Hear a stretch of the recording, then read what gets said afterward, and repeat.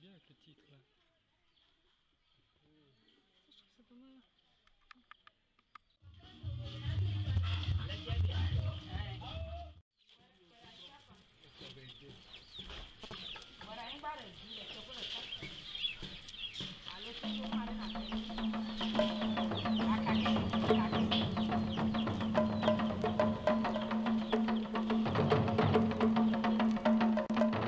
Nous sommes au Togo, en Afrique de l'Ouest.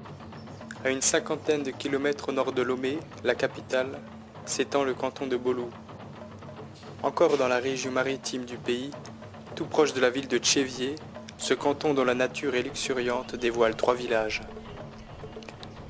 Ici, la terre a fait cadeau aux hommes d'un argile de grande qualité. Ici, depuis des générations, ses habitants partagent un savoir-faire unique et précieux, la poterie. Cet art est exercé par les femmes. Transmis de mère en fille, il a nourri et nourrit encore des milliers de foyers. De la terre et de la main de l'homme sont nées une activité qui ajoute une richesse à l'humanité parce qu'elle contribue à la diversité du monde.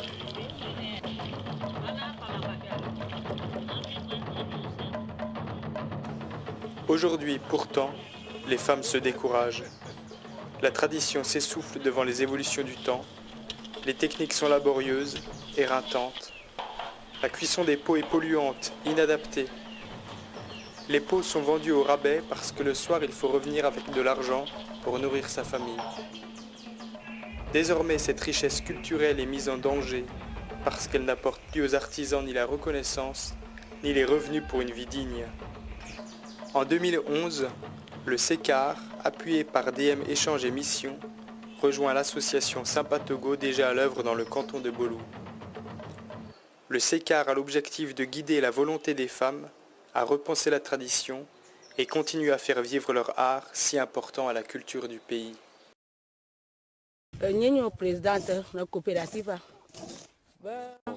Elle s'appelle Madame Aïle Loko. Elle est la présidente de la coopérative Elike qui fait un peu la poterie. Et par rapport à leur activité, on est sur le site de la carrière où elles extraient l'argile. Et l'extraction se fait à partir des pioches, des roues. Donc elles commencent par creuser. Et quand elles creusent, il y a une première couche qu'on enlève. Après, on tombe sur une deuxième couche. Et il y a une troisième couche qui est le gravier. Et une quatrième couche qui est encore des graviers, une sorte de gravier. Et puis c'est la cinquième couche qui constitue l'argile. Et quand elles découvrent l'argile, elles vont faire sortir de l'argile. Et ce travail-là, elles se font aider. Elles le font en entraide. Comme elles sont en coopérative, d'autres personnes viennent aider pour pouvoir faire sortir petit à petit de l'argile. Parce qu'en saison des pluies, elles ne peuvent pas avoir accès à la carrière. Parce qu'il y a de l'eau, donc elles font sortir ça pour faire une provision pour la saison des pluies.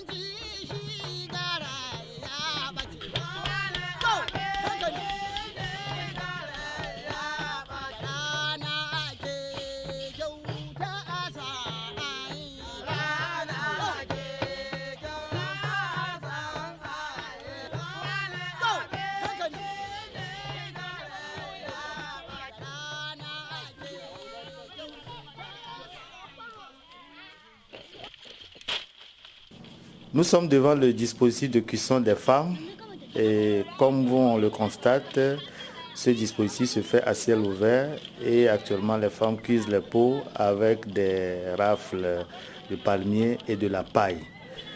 Et la paille qui devient de plus en plus rare, donc devient par conséquent plus chère dans le coût de revient des femmes. Et avec ce dispositif, quand on allume le feu, les femmes sont obligées de tourner tout autour. Et au finish, ça pose des problèmes de santé parce qu'elles reçoivent de la chaleur et la fumée que l'organisme n'arrive plus à supporter et ça développe des maladies.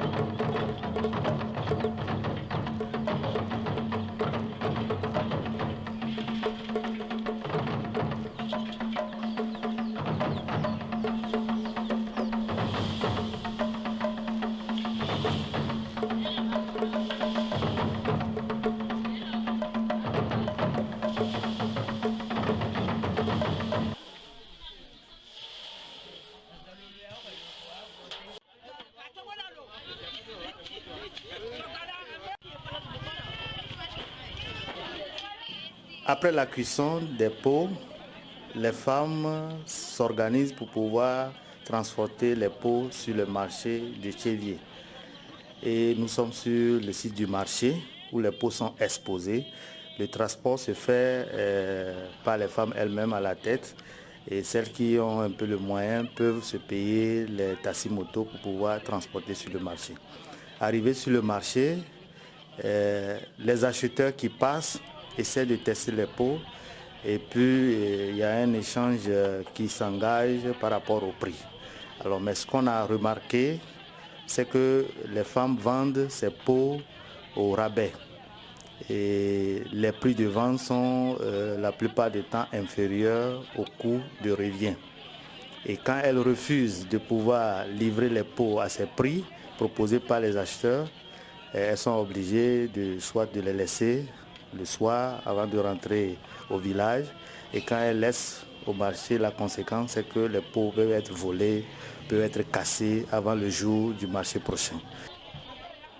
Avec le problème que nous avions constaté à travers la cuisson des pots, qui se fait actuellement avec un dispositif assez précaire, le SECAR a entrepris une étude avec un groupe de spécialistes de l'Université de Lomé pour voir dans quelle mesure on peut installer des fours adaptés qui font économie d'énergie et de bois de chauffe. Et au même moment, ces fours puissent vraiment pallier ce problème de santé des femmes. Et avec l'appui de ce groupe de chercheurs de l'université, le SECAR a réussi à construire ce four. Dans la même ligne de résolution des problèmes de bois de chauffe, le SECAR a appuyé ce groupe de femmes à reboiser un domaine avec une essence à croissance assez rapide, le Cassia Siameya, et les bois qui seront exploités sur ce domaine vont aider les femmes à faire la cuisson des pots dans les nouveaux fours. Le SECAR, dans tout ce travail d'accompagnement qu'il a essayé de faire auprès de ces femmes de Bolou pendant plusieurs années, se rend compte que le chemin reste encore à faire et que les actions doivent être entreprises dans le cadre de la sécurité, la promotion de la sécurité alimentaire, parce qu'on s'est rendu compte qu'il y a un problème d'insécurité alimentaire, il y a un problème d'hygiène et assainissement, et donc l'accompagnement du SECAR doit toujours se poursuivre dans ce sens-là.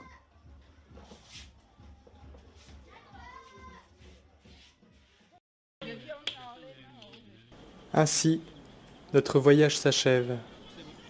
Nous quittons ce village avec ces femmes travailleuses, prêtes à regarder plus loin, prêtes à faire le sacrifice des habitudes pour se surpasser et vivre à nouveau de leur talent. À Bolou, un choix a été fait. Celui de croire que les richesses du passé peuvent continuer à vivre. Celui de croire que le progrès, avec la conscience, sont un service pour l'humanité. Celui de croire que le travail du SECAR puisse encore apporter les compétences et la motivation à toutes ces femmes qui œuvrent pour un monde différent.